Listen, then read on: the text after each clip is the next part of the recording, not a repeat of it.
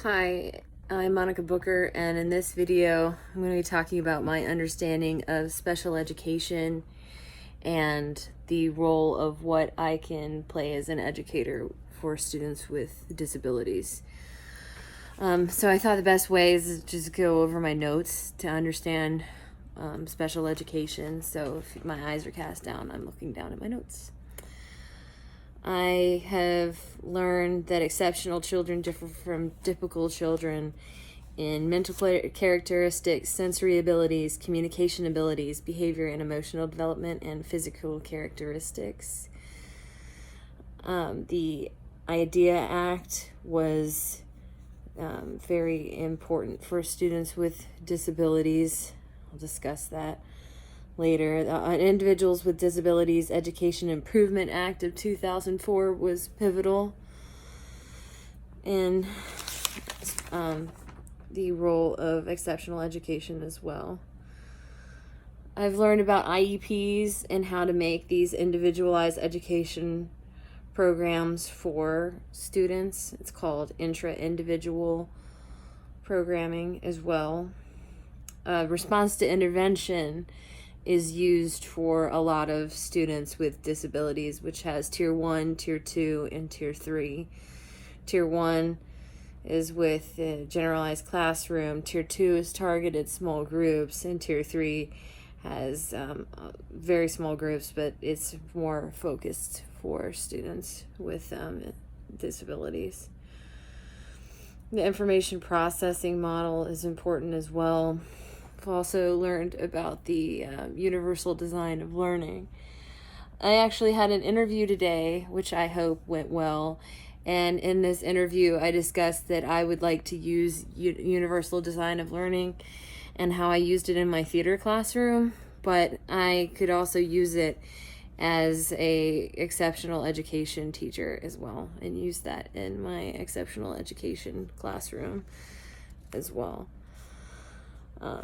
I remember I was in school when the No Child Left Behind Act came out, and the IDEA Act of 2004 continues a long traditional and special education of differentiating the programs for students identified as having a disability. And No Child Left Behind sets standards for accountability for all students, including most students with disabilities. It's very interesting.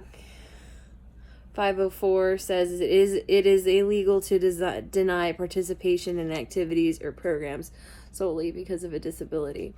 So that's great. So students in school cannot be denied to participate in any activity just because they have a disability, which is fantastic. I love learning about these laws.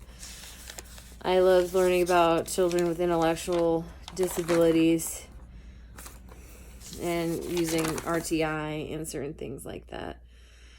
The RTI model seems most effective. I learned what scaffolding is. It's where the teacher models expected behavior and then guides the student through early stages. Cooperative learning, and that's what I would do as an exceptional education teacher, is work with the general education teachers and then work in a cooperative learning environment, which is tier-assisted individualization, include RTI and the UDL approaches. Chapter 5, I really enjoyed learning about the autism spectrum. I found it really fascinating. Specifically, the theory of mind, with the ability of humans beings to understand the thinking and feelings of other people. And just knowing what that was called, I've known what it is, but haven't known what it was called. Comorbidity is fascinating because a lot of students with disabilities have more than one disability, and so learning about that and how to take care of students with disabilities was fascinating. Mainly to finish up my video here, I would just talk about how I would teach students with disabilities in a classroom for the future. I would definitely maybe incorporate the IPM, information processing model, but I would especially use collaborative problem solving with my team, knowing how important that is to work with a team, and progress monitor my students all the time to make sure that they are learning to the best of their ability.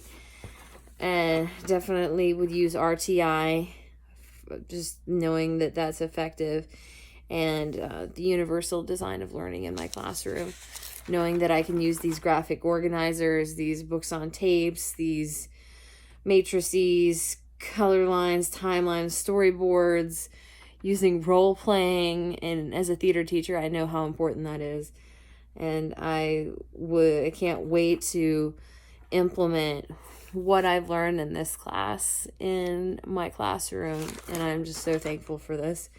And now we're running at 5 minutes, and I believe that is, I don't want to go too over. So thank you very much, and I'm sorry for the shaky video.